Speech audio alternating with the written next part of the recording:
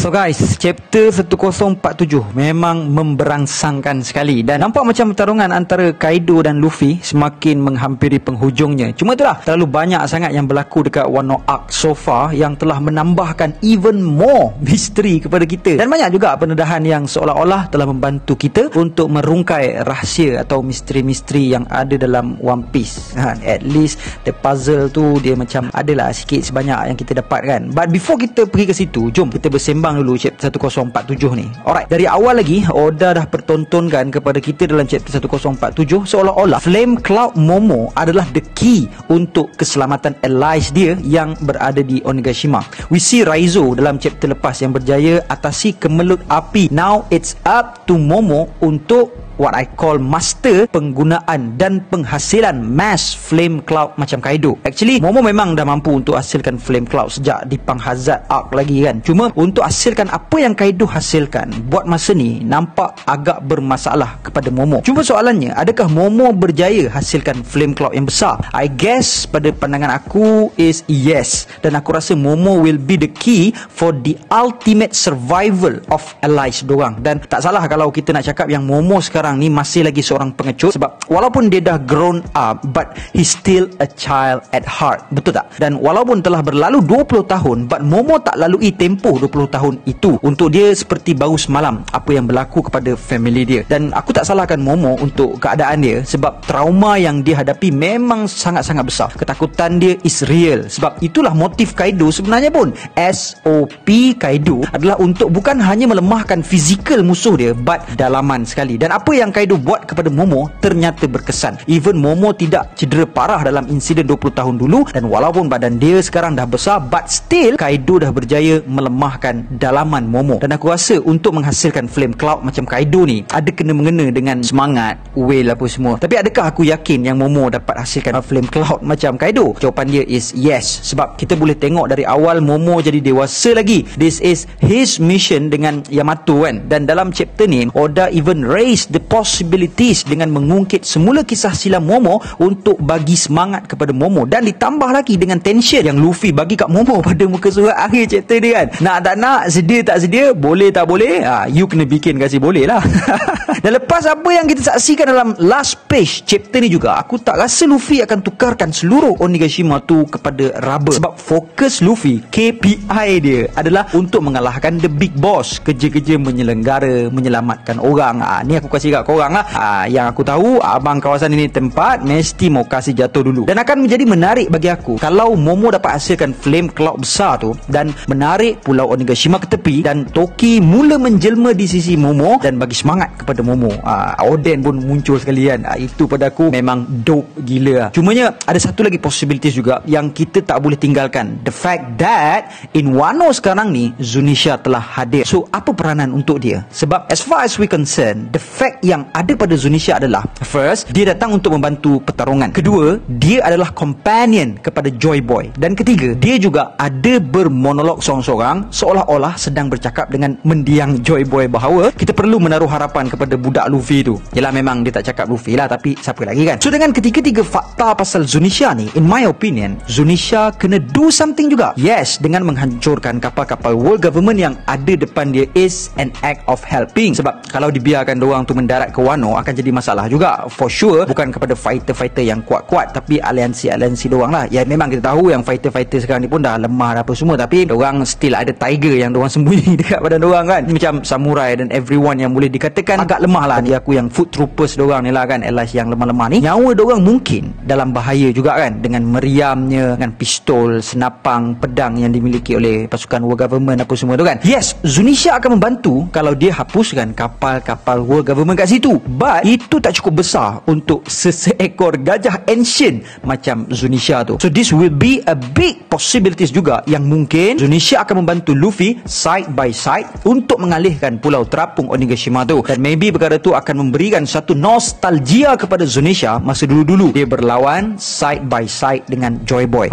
Ni just my opinion je lah, sebab takkan saja-saja Oda hadirkan Zunisha kan. But anyhow, kita tengok nanti macam mana jalan cerita yang Oda susunkan. Alright, next kita pergi kepada skrip Kaido pula. Sebenarnya ada 3 perkara menarik bagi akulah yang aku nak ajak borak bersama korang. Satunya pasal Kaido cakap, in the end a strong devil fruit power isn't enough to conquer the seas. Akhirnya nanti juga devil fruit terkuat sahaja pun belum cukup untuk tawan lautan. Okey, untuk dialog ni aku tak rasa yang Kaido masukkan tu kepada Luffy, sebab as far as we concern, Kaido sebelum ni dah tahu dah yang Luffy pengguna Paramecia Gomu Gomu no Mi. Cuma dalam chapter kebelakangan ni je, khususnya bila Luffy transform into Gear 5 ni je, Gear 5 apa-apa je lah, baru Kaido macam mula pelik dah devil fruit pesen apa pula Luffy ni kan. But one thing for sure, aku tak rasa Kaido aware yang Luffy sebenarnya pemakan devil fruit Nika. Ini pada pandangan awal aku je lah. So kepada siapa atau devil fruit apa yang Kaido masukkan tu? So in my opinion, maybe devil fruit yang Kaido masukkan tu adalah devil fruit milik Rock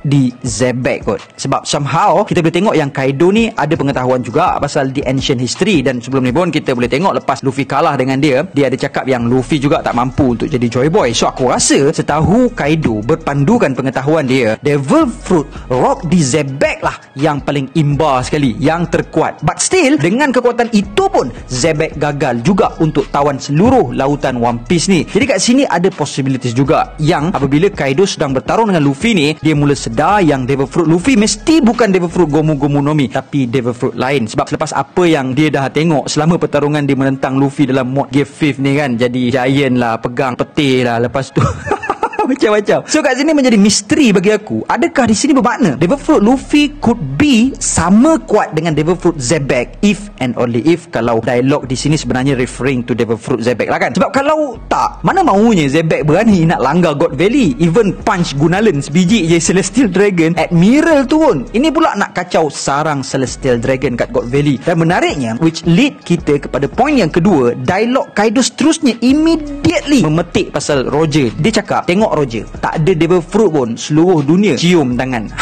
Lebih kurang gitulah. Seolah-olah kat sini menguatkan lagi dialog pertama Kaido tadi, could be Kaido refer to Zebek, dan pertimbangan Kaido ni adalah telah menyaksikan pertembungan Roger dengan Zebek masa kat God Valley dulu. Dan dari dialog Kaido ni juga, so confirm lah sudah yang Roger is not a devil fruit user, dan terpatahlah sudah teori yang mengatakan Roger former Nika devil fruit user kan. Dan dialog kat sini yang mengatakan rintangan tersebut berjaya diharungi Roger hanya disebabkan haki si Roger tu. So kat sini kita jadi faham berkemungkinan tingkatan lah, darjah berapa, tingkatan berapa tingkat atau level haki Roger adalah pada tahap yang tertinggi, menyebabkan there is no devil fruit power yang mampu untuk mengatasi Roger. Even a strong devil fruit sekalipun tak dapat mengalahkan haki Roger. So, dalam video chapter review 1047 tu, yes, aku letak tajuk kemampuan Luffy melampaui Roger. It is not a clickbait, but itu adalah sesuatu yang aku yakin lepas dialog yang Kaido keluarkan, aku immediately nampak Luffy bakal melampaui Roger adalah disebabkan Roger hanya ada haki, tapi Luffy ada haki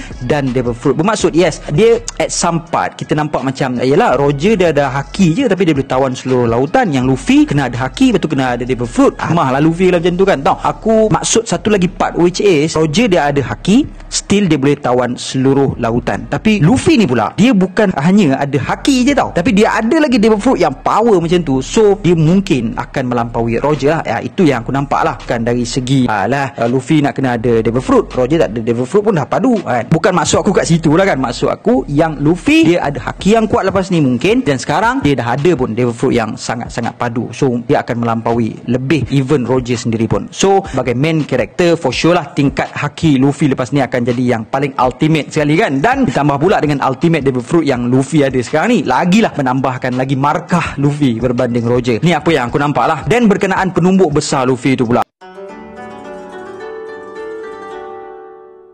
siapa nak come out first? One Piece 2.0 Virtual Run officially launch. Kali ni Vlad, event organizer, bawakan 3 ikon terunggul Straw Hat Crew, Luffy, Zoro dan Sanji. Pastinya korang akan berpuas hati sebab kali ni diorang bawakan elemen warna monokrom berkonsepkan pure minimal. Meta dorang kali ni rare guys. Siap boleh pusing-pusing chain gang John Cena kot. Paling best, korang akan dapat card of ownership bagi setiap pembelian package. Jarak larian 10 km sahaja. Pendaftaran dibuka sekarang dan tutup pada 27 April 2022. 27 April 2022. Tempoh larian adalah pada 29 April 2022 hingga 29 Mei 2022 dan korang boleh buat larian di mana-mana lokasi pun asalkan selamat. Nama pun veteran kan. Finisher pack akan dihantar selepas tamat larian. Result larian korang boleh hantar dekat dalam grup Vlair Squadron. Sebarang pertanyaan visit website Vlair. Okay?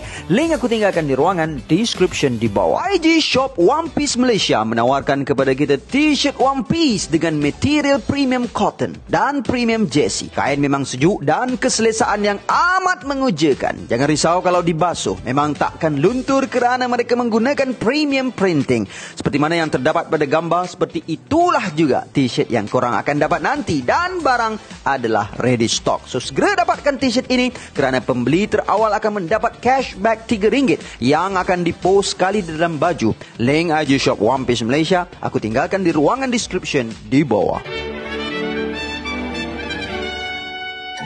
Part ni paling aku minat sekali sebab belum ni kita boleh tengok kemenangan Luffy dengan musuh-musuh dia kebanyakannya end up dengan menghancurkan sarang dorang. Contohnya macam Arlong Pak runtuh, Crocodile tempat bawah tanah hancur, Enel Golden Bell berbunyi, Rob Lucci Enish Lobby Jahanam, Do Flamingo kalah, Bird Cage hancur dan tempat kat situ pun hancur. Tapi kali ni berbeza sikit sebab Luffy tak boleh nak kalahkan Kaido sekali dengan hancurkan Onigashima pasal boleh dikatakan semua allies Luffy dalam pulau tu lagi. Dan sebelum ni aku memang harap sangat pulau Onigashima tu berderai sebenarnya pasal itu akan jadi simbolik kemerdekaan kepada penduduk Wano Kuni lah dan dorang dah tak perlu risaukan lagi pulau tu lepas ni. So dekat sini ada banyak dilema sikit. Luffy tak boleh hancurkan pulau Onigashima pasal nakama dia semuanya ada kat sana. Momo still sampai sekarang tak boleh nak hasilkan lagi flame cloud besar padahal dah sangat kesuntukan masa dan aku nak sangat pulau Onigashima tu hancur tinggal pedang je. Tak pedang tu saya jual Owazamono dah. Pedang Oden pun dari besar boleh jadi kecil. Sekejap lagi pedang tu pun boleh berubah jadi kecil juga. Sudah. Lepas tu pasal Orochi ni aku malas dah nak cerita pasal benda jadi mati hidup. Lama-lama aku dah menyampah dah. Aku kalau boleh dalam chapter review tu malas nak cerita pasal si Orochi ni. Aku punya give up Orochi ni sampai tak kau lah nak buat apa pun dah malas nak layan. Tapi itulah nampaknya tinggal sekepala je lah kan si Orochi ni. Kalau ada yang bunuh dia lepas ni dan still tak mati macam Kanjuro sebelum ni, aku give up lah. Tak tahu nak cakap macam mana dah. So guys, this is all I have untuk perkongsian kali ni. Apa pendapat korang? Sila tinggalkan di ruangan komen kat bawah. Mari kita sama-sama berkongsi dan bertukar-tukar pendapat. And gang, before I end, sedikit renungan. Kalau kita betul nak berjaya dalam hidup, kalau betul kita nekat untuk capai apa yang kita inginkan dalam hidup kita, we need to learn to sacrifice. We need to learn to give up, to go up. Ketika orang tengah sibuk main game, kita sibuk study how to stuff. Ketika orang sibuk tengah keluar dengan girlfriend, kita sibuk upgrade ilmu kita. You got to learn to sacrifice. Dan orang yang betul-betul nak berjaya, nekat dan fokus untuk berjaya, dia tak kisah pun untuk berkorban masa seronok dia, masa bersukaria, sebab these people know sacrifice that they made today will give whole lot tomorrow. Dan orang yang akan menempa kejayaan demi kejayaan dalam kehidupan dia secara berterusan adalah orang yang berterusan untuk belajar. Si pemalas yang bodoh, setiap kali obstacle datang, dia simply akan cakap, aku tak reti, aku tak tahu. Tapi those yang akan capai what goals that he set, dia akan selalu bertanya apabila obstacles datang, macam mana nak buat? 3 perkataan ini sahaja dah cukup untuk ditemin minda seperti apa yang kita ada. Tukar cara cakap kita, aku tak tahu, aku tak reti, kepada macam mana nak buat. Kerana setiap apa yang kita fikirkan, apa yang kita rasa, apa yang kita cakap, apa yang kita buat adalah doa. Belajar untuk korban sebelum kita terkorban. And until then, my gang, there is no God except Allah. Assalamualaikum warahmatullahi